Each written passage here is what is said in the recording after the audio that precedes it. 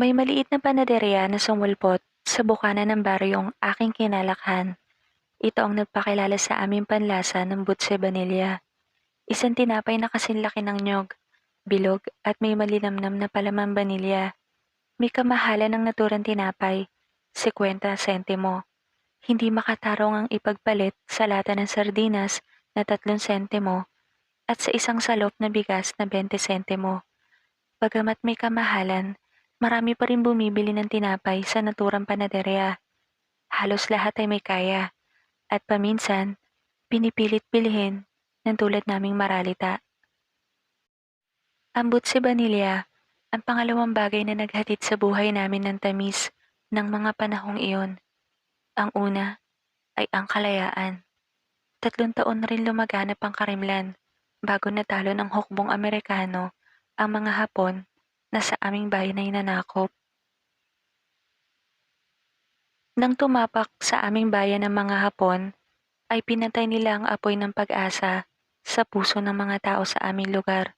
Ang konsepto ng pagiging malaya sa lahat ng bagay ay naglaho.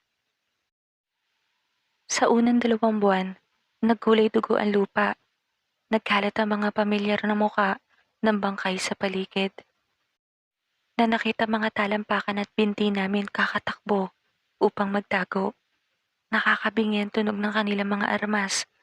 Nakakangilo ang bawat pagsaksak nila sa katawan ng minamalas na maaabutan. Nakakapanindig balahibo ang bawat balahaw ng mga kababaihan at mga taong pinapaslang at pinagsasamantalahan. Sa 2 buwang iyon, halos nangalahati ang bilang ng mga nakatira sa aming lugar. Pangatlong buwan, may nagsalita sa gitna ng kaguluhan. Sabi nila, iyon raw ang pinakapinuno. Wala pa akong muwang sa mga ranggo at katayuan. Nagsalita ito sa wikang hindi namin maintindihan, na sinasalin sa Tagalog ng isang talipandas na Pilipinong tila bulag sa kalagimang nasasaksihan. Sumunod na lang daw kami sa mga ilalatag na bagong patakaran upang hindi na maging malala ang sitwasyon. Sumunod at manahimik habang pinipilit nilang isubo sa amin ang mga batas at layunin. Lahat kami sa lupa nakatingin, nakatiko man ang aming labi. Marami naman sinasabi ang aming mga mata, halo-halong damdamin, galit, suklam, lumbay, at higit sa lahat, takot. Habang ginagala ang paningin sa lupang nadidiligan ng dugo at sa mga nilalangaw na bangkay. Sa murang isip ko noon ay napaismid ako nang sabihin na nagsasalitang para sa aming kapakanan ng kanilang ginagawa. Iisa lang daw ang aming pinagmulan, ang Asya. At ang Asya ay para lang sa Asya. Ang pagkakatanda ko ay 10 taon ako ng mga panahong iyon. Kinampihan ng pagkakataon dahil wala pang umbok sa dibdib at wala pang hugis ang murang katawan. May kaliitan rin ako. Napapasang 8 taong gulang na batang lalaki.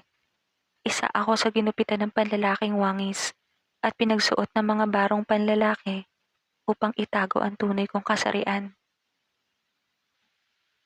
Dahil ang pagiging babae ng mga panahong iyon ay isang bangungot. Ang paghaplot ng mga singkit sa kababaihan noon ay tila ramang pumipitas ng prutas sa punong walang may-ari. Isa sa mga malalagim na yugtong hatid ng mga damuhong singkit. Nang lumaon, nalaman kong hindi lang pala Hapon ang nanamantala sa kababaihan noon. May iilang nasaling Koreano pa. Sila raw ay yung galing sa norteng parte ng Korea. Hindi nagustuhan ng pamamalakad sa sariling bansa, kaya nagpilit tumakas.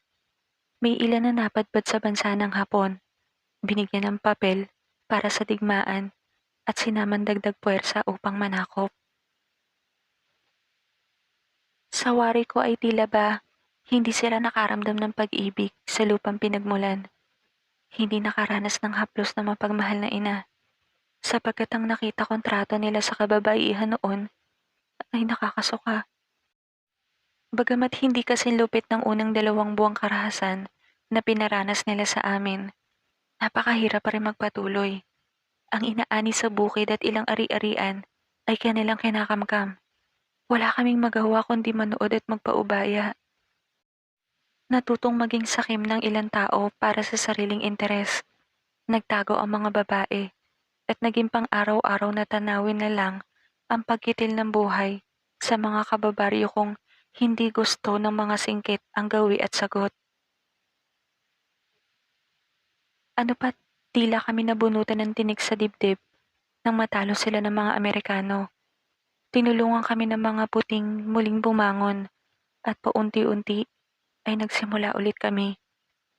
Nakabalik sa pagtatrabaho na maayos sa mga tao na hindi nangangambang ang pinagpaguran ay mapunta sa wala lamang. Nakalabas sa pinagtataguan ng mga kababaihan at tumigil ang pagdilig ng dugo sa lupa. Nang tuluyang umalis sa lugar namin ng mga singkit, ay saka lang kami tuluyang napanatag. Ang samyo ng butse vanilya ang pumailan lang sa hangin ng mga sandaling iyon, kasabay ng napapalis na samyo ng pulbura. May kabigatan man sa bulsa ang halaga, sulit naman habang ninanamnam. Ito kasi ang naging simbolo na may tamis pa ang bayang kay pait ng naranasan. Nag-umpisang humaba ng buhok kong gupit pao ng 3 taon. 13 na ako. Bagamat may kaliitan, ay ramdam kong may mga pagbabago sa aking katawan. 13 na, ngunit batak na sa trabaho upang mabuhay. Minsan, kinakainggitan ko ang mga musmos na hindi na malaya ng nagdaang digmaan at pananakop. Napaka-inosente ng isip nila at pananaw. Kami na mga kasabayan kong namulat sa karahasan ay tuluyang nahinog ang pag-iisip. Karamihan sa amin ay hindi na nag-aral at tumulong na lang sa mga magulang sa pagbabanat ng buto. Sa edad kong 13, gumigising ako araw-araw upang maglako ng suman. Isa kami sa mga pamilyang pinipilit bumangon sa hirap na dinala ng pananakop. Tuwing pauwi na ako sa paglalako, ay lagi akong dumadaan sa maliit na panaderya, hindi upang bumili ng naturang tinapay, kundi upang samyuin lang ang amoy nito. Paminsan ay hindi ko kinakaya ang paglalaway sa masarap na tinapay kaya nagbubukas ako ng suman. Iniisip na kunwari, iyon ay butse vanilya. Isang beses pa lang ako nakatikim nun at kapraso pa. Binigay kay nanay ng isang kaibigang may kaya. Mula noon ay lagi ko na itong naiisip. Ngunit sa sarili ko lamang dahil nakakahiya iyon. Isa pa, upang hindi halata, ay sa kabilang kalsada ako dumadaan upang maiwasan na rin ang ilang tumpok ng mga kalalakihan na roon ay naguhuntahan. At higit sa lahat, natatakot akong matukso at ipambili ang pinagbentahan ko. Tiyak na malalagot ako sa mga magulang ko. Hindi laging nauubos ang aking paninda ngunit sinisigurado kong 3 o 2 piraso lamang ang aking tirang naiuuwi. Bawi na ang puhunan pag ganoon. Aalis ako na 7:00 at madalas umuuwi ng 5:00 ng hapon. Mahabang oras upang ikutin ang baryo at kalapit na lugar na kakaunti lang ang mga taong binigyan ng panibagong umpisa pagkatapos ng pananakop. Isang hapon, paakyat na ako sa may katarikan daan patungo sa aming bahay. Ang tahanan kasi namin ay piniling itayo sa paakyat na parte ng bundok. May lupa kami dati sa kabayanan ngunit nakasanla. Wala halos kaming kapitbahay sa napiling dakong iyon. Nasa kalagitnaan na ako ng daang may katarikan rin nang saglit matigilan. Nagpalinga-linga ako sa madadawag na halamanan. Wala namang tao akong nabibistahan, ngunit pinagtaka ko ang samyong aking nalalanghap. Pumailan lang kasi ang amoy ng banilya sa paligid, ngunit hindi tulad ng pamilyar na amoy ng butse banilya. Ang naaamoy ko ay higit na babango sa ilong. Mabango ngunit hindi nakakagutom. Kumunot ang noo ko. Ang alam ko kasi sa araw-araw na pagdaan ko rito ay hindi nakakaabot ang samyo ng naturang tinapay sa lugar na ito. Mahigit 5 kilometro ang layo ng kinatatayuan ko sa panaderyang nasa kabayanan pa. Saglit akong pumikit at bumulong sa hangin. Hiniling na sana sa araw ng aking kaarawan ay makapag-uwi ako ng tinapay na iyon at mapagsaluhan sa munti naming hapag. Pagod man, mingiti ako sa labing tinuloy ang pagtahak sa landasin pa uwi. Nang makarating sa bahay, ay naabutan ko sa munting hapag ang nanay at ang nakatatanda kong kapatid. Abala sila parehas. Si nanay sa pagpili ng palay sa bilao at si ate sa pagkayod ng kamuting gagawing suman kinabukasan upang aking maitinda.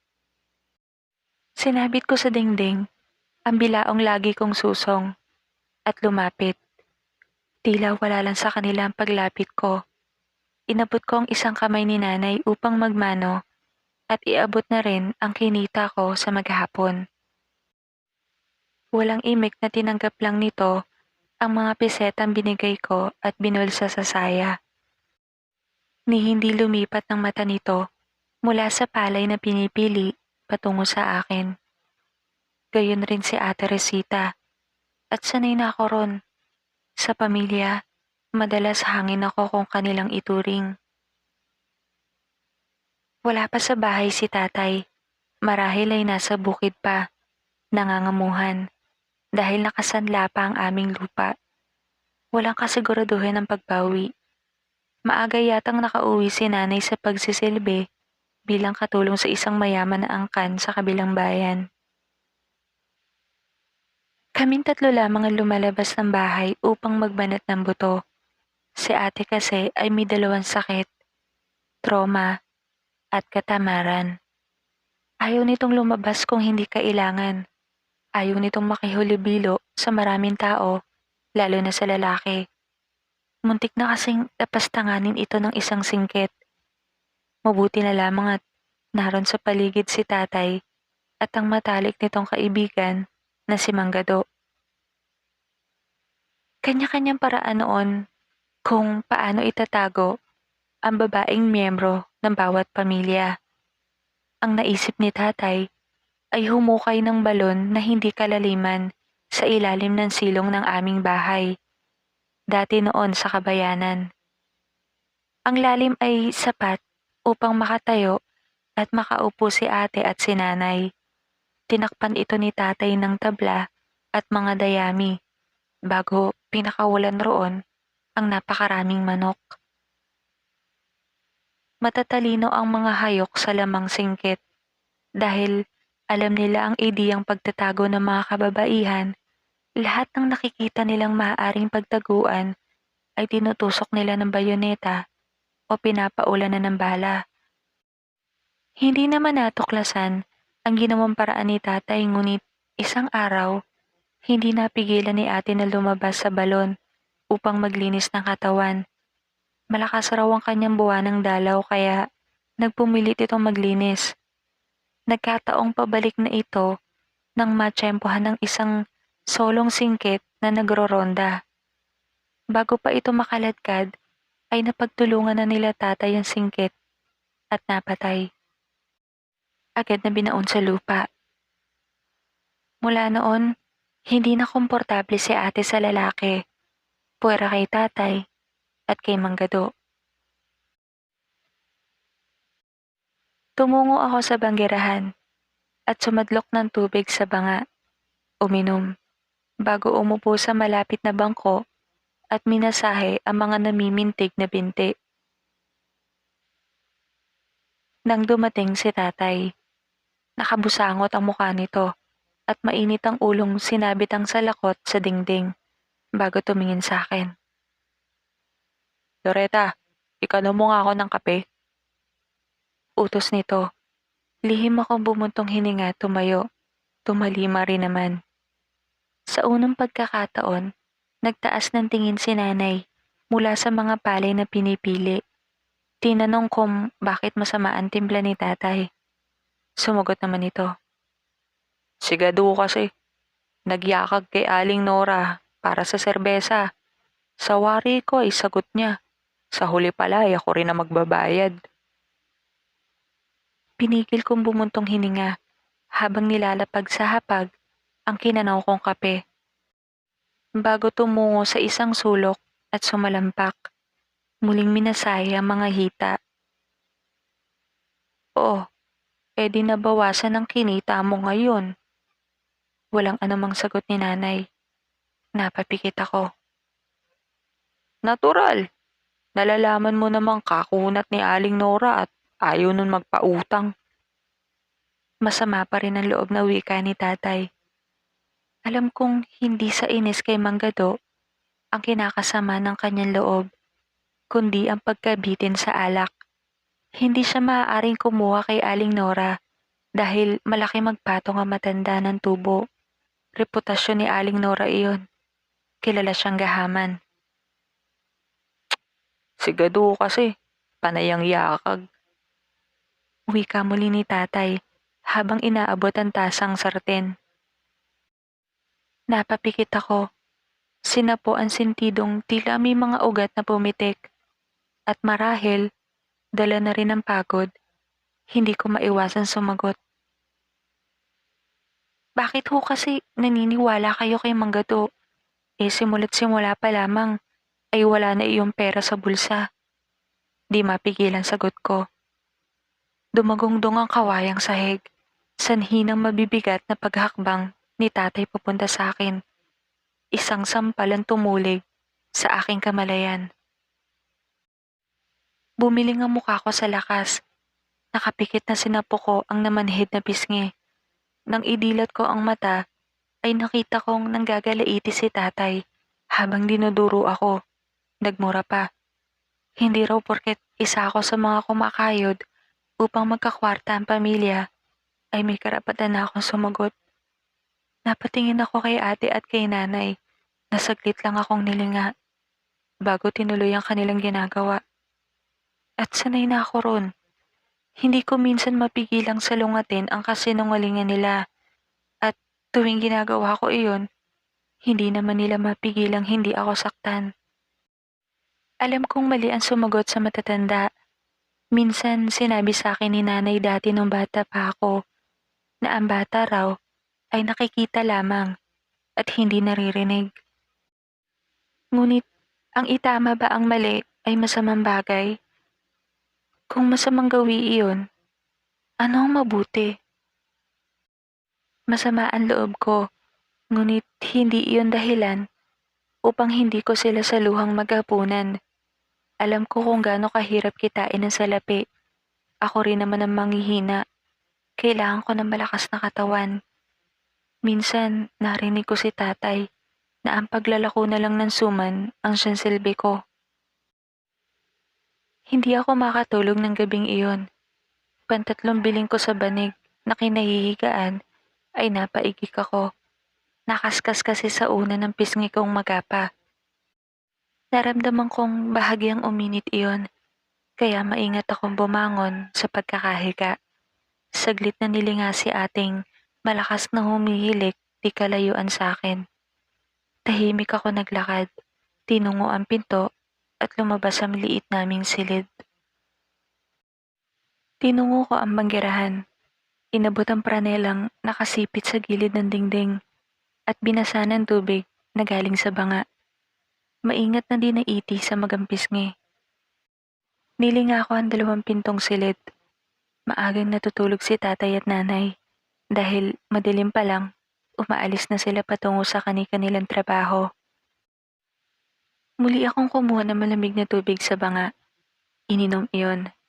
Nakaramdam ako ng ginhawa habang lumalagok ng tubig. May kainitan na kasi ang malinsangang panahon. Papasok na ang buwan ng Marso. Bagamat tag-init na inaasahan naman talaga, kakaiba ang init ng panahon ngayon. Madalas akong nagigising sa gabing tagaktak ang pawis sa katawan dahil sa init. Tila iba ang hangin na parang galing sa mainit na pugon. Parang nananakop rin at nagpapadyang manira. Muling umihip ang malinsangang hangin. Sumuot iyon sa kawayang dingding ng banggerahan. Napakunot noo ako. Muli ko kasing naamoy ang samyo ng matamis sa ilong na amoy ng banilya. Pinili ko ang ulo. Kakapantasya ko sa naturang tinapay ay namamahay na ito sa aking sistema. Dismayado sa sariling muli akong pumasok sa silid namin ni ate. Sunod-sunod na tilaok na manok ang nagpagising sa akin isang umaga. Bagamat madilim pa sa labas, mingiti sa labi akong bumangon. Ika-6 ng Marso ngayon, araw ng aking kaarawan. 14 na ako. Masigla kong tinupi ang ginamit na kumot at pinatong sa ibabaw ng tokador, maging ang unan. Nirolyo ang buring banig at tinayo sa gilid. Saglit na nagwales bago tinungo ang pinto. Nananabik ako dahil kaarawan ko. Si ate kasi nung nakaraang buwang lumipas niyang kaarawan ay nilutuan ni nani ng pansit at binili ng bagong bakya. Maagang ginawa iyon ni nanay bago tumungo sa pinaglilingkuran niyang amo.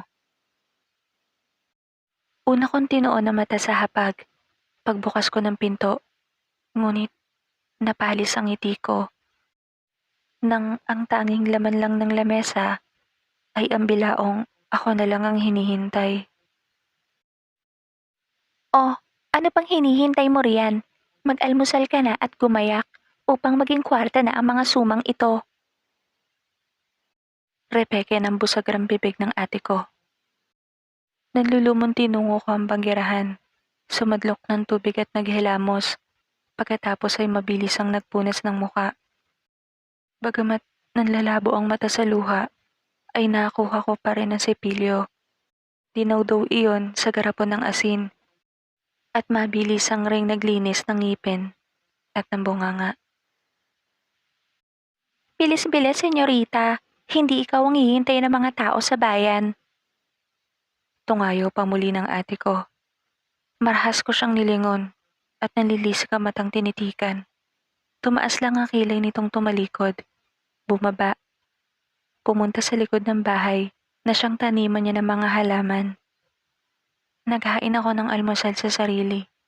Pinilit na kumain upang magkaroon ng lakas maghapon.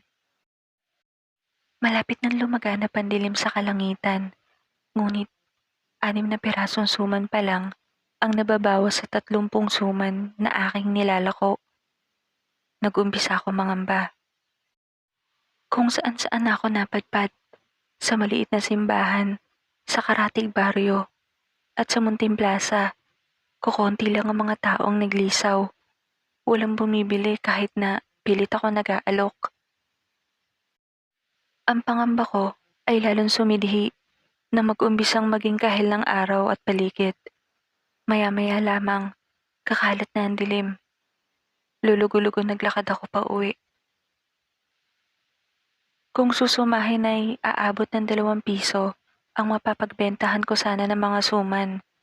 Plano ko sanang bumili ng 1 butse banilya.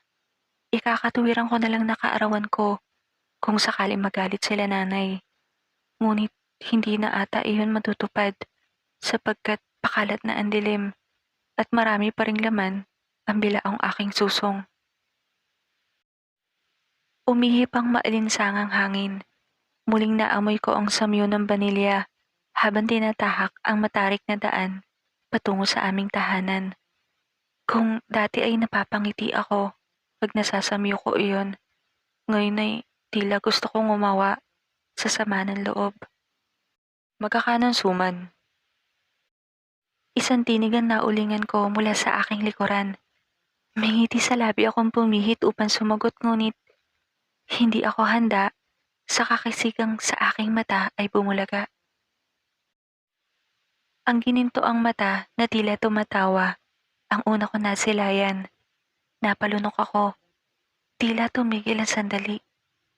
Muling humangin at naglaro sa tungkay ng ilong ko ang matamis na samyo ng banilya.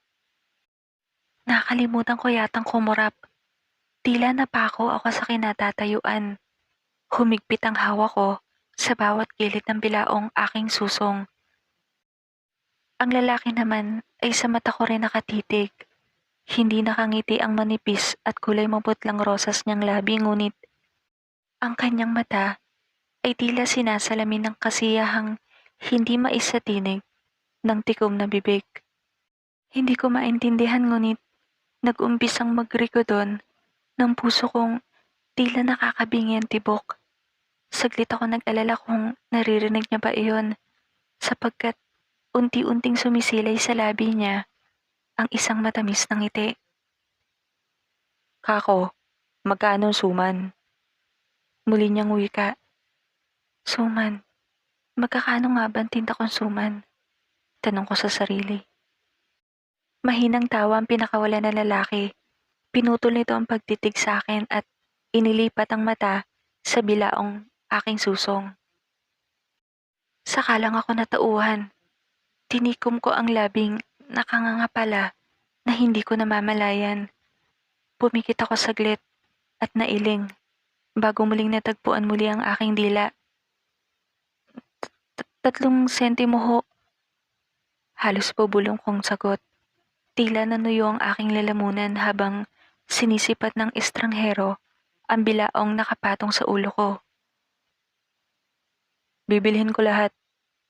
Wika nito, bago maingat na inabot ang bilaong hawak ko pa rin. Bumuhos ang realisasyon. Naalala kong tindera pala ako ng suman at kailangan ko ng salapi. Maingat na hinawakan ng estranghero ang bilao. Maigi naman at kahit hindi kailangan, lagi ako nagdadala ng supot na katsa. Doon ko maayos na sinalansa ng mga suman. May isang parte ng isip kong ano kaya ang gagawin niya sa ganto karaming suman ngunit lihim ako nagkibit. Ang mahalaga lang naman sa mga oras na ito ay maubos ang aking tinda. Hindi ko alam kung ilang beses ako nagnakaw ng sulyap sa lalaking may gininto ang mata at hindi ko rin alam kung ilang beses niya akong nahuli. Hindi pa ako nakakaranas ng gandang sandali. Nakakahiyamang aminin, walang naniligaw sa akin. Ang alam ko kasi ay napakapaya ko lang kung mamasdan. May kaliitan rin ako, kaya hindi kailanman pansinin, lalo na pag nahalo sa karamihan. Pinigil kong manginig nang iabot sa lalaki ang supot ng mga suman. Inabot niya ng kanang kamay ang supot at kinuha ko sa kaliwang palad niya ang bilao. Patagilid na inipit ko iyon sa aking kilikili. Dumukot sa bulsa ang lalaki at iniabot sa akin ng 20 pesos na papel. Umiling ako bago nagwikang hindi ko kayang suklian ng ganong kalaking halaga. Nang sinabi niyang tanggapin ko na lang at isubi ang sukli, ay walang paglagyan ng aking tuwang nadarama. Muli niya akong pinagmasdan na tila ba kay rami niyang naisabihin sa akin, ngunit hindi niya maisatinig. Binaba ko ang mga mata sa lupa. Pakiramdam ko ay may kung anong puwersa ang nagtutulak sa akin na lumapit sa kanya at magpakulong sa kanyang mga bisig. Hindi, hindi ka taga rito, no? Tanong ko. Hinintay ko ang sagot niya ngunit wala. Nang tignan ko siya, ay sa langit naman siya nakatingin. Bahagyang kumunot ang noon nito bago muling tinoon ng gintong mata sa akin. Nabasa ko rin ng pag-aalala. Mahina itong bumuntong hininga bago tipid ng ngumiti at tumalikod. Naglakad ng may pagmamadali patungo sa kadawagan na parte ng gubat. Nayakap kong kip-kip na bilao. Nagtaka saglit kung bakit hindi patungong bayan ang tinatahak nitong daan. Muli itong luminga, kumaway bago nagpatuloy sa paglalakad. Wala na siya sa paningin ko nang gumanti ako ng kaway. Tila nangihinang napaupo ako. Mistiso ang estranghero. Tingin ko may lahing Kastila. Kahit payak ang suot nitong kamesa de chino at itim na pantalon, maging ang suot nitong sandalya sa paa, alam kong mamahalin ang kasuotan niya. Pinili ko ang ulo. Agad na tumayo at nagpasyang bumalik sa bayan. Bibili ako ng butse vanilya. Napatingin ako sa kauna-unahang 20 pesos na nahawakan ko at hindi mapigilang mangiti. Iniabot sa akin ng tendera ang 4 na pirasong butse vanilya na nakalagay sa supot. umuusok pa ang mga ito. Naipagpasalamat kong pasara na ang munting panaderya, dahilan upang wala na halos naguhuntahan roon. Hindi ko rin malaman kung bakit nahihiya akong may makapansin sa aking iba na bumibili ng mahal na tinapay. Muntik ko pang hindi makuha ang sukle dahil pag-aabot ko sa supot ng binili at saglit na magpasalamat ay dali-dali akong tumalikod. Tinawag lang ako ng tindera at hinabol sa akin ang sukle. Muli ako nagpasalamat. Saglit ako napatingin sa langit. Tansya ko ay mag-aalas 6 na ng gabi. Nagmamadali kong sinadya ang maliit na tindahan ni Aling Melena, di kalayuan sa panaderya. Bumili rin ako ng 4 na bote ng gatas ng kalabaw. Maingat na tinali ni Aling Melena ng makapal na taling abaka ang bawat nguso ng bote upang madaling mabitbit. Bago inaabot sa akin, matapos makapagbayad, ay lakad-takbo kong tinungo ang daan pa uwi. Naipagpasalamat kong bilog at maliwanag ang buwan. Hindi ako mahihirapan tuntunin ang mabatong landasin. Naabutan kong nasa hapag na ang mga magulang ko at base sa itsura nila nang lingunin nila ako, hindi sila masaya. Agad kong nilapag sa lamesa ang mga tinapay at maingat na sinunod ang 4 na bote ng gatas. Kumunot ang noon ni nanay. Huwag mong sabihing ang pinagbentahan mo ngayon ay nilustay mo lamang sa mamahaling tinapay. Dismayadong wika ni nanay. Bumuka ang bibig ko upang sumagot ngunit naagaw ng atensyon ko si ate na agad dinampot ang supot ng tinapay. Kumuha ng isa at agad na kinagatan. Tumulo pa sa gilid ng nakangisi nitong labi ang malapot na palamang banilya. Marahas na tumayo si tatay. Bitbit ang pinggang pinagkainan. Dinala sa banggerahan. Saglit na naghugas ng kamay at nagmumog bago pumasok sa silid nila ni nanay.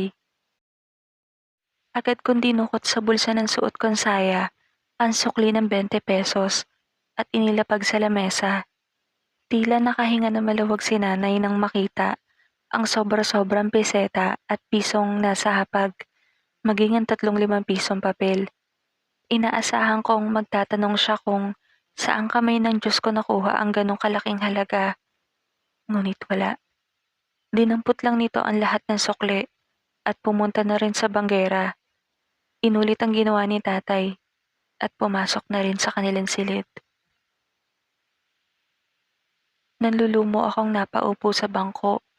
Tinuon ang mata kay ating kinakalaga ng isang bote ng gatas. Tinanggal ang nakapasak roong dahon ng saging at walang pasubaling nilagok iyon bago nagsalita. Kung sana kasi ay nagpaalam ka muna bago ka bumili nito. Hindi biro ang 2 pisong nilustay mo. Akala mo yata ay nahihiga tayo sa salapi. Wika ni ate, na sinubo ang natitirang may kalakihan tipak ng tinapay bago tinulakan iyon ng lagok muli ng gatas sa bote. May isang parte sa utak kong binubulong na mapapawi ang lungkot kong nararamdaman kung ihahampas ko sa busagra nitong bunganga ang bote na walang laman. Ngunit pinili kong huminga na lang ng malalim. Tatawa-tawa si ating tumindig na rin. Pumunta sa banggerahan, naghugas rin ng kamay at pumasok na sa aming silid. Tinuon ko ang nilalabo kong mata sa ilaw na nanggagaling sa 3 gasera. Kaarawan ko ho ngayon. Nagkataong may dayong bumili ng lahat ng paninda ko. Hindi na ko kinuha yung sukle. Kaya naisipan ko hong bumili ng mga ganito para pagsalu-saluhan natin sana. Mahina kong wika. Hindi ko alam kung kanino ko iyon sinasabi. Ngunit sa hindi ko maipaliwanag na dahilan, kailangan kong mga tuwiran. Kahit wala nang nakikinig, kailangan kong sabihin. Kailangan kong ipaalala sa kanila na parte pa rin ako ng pamilya.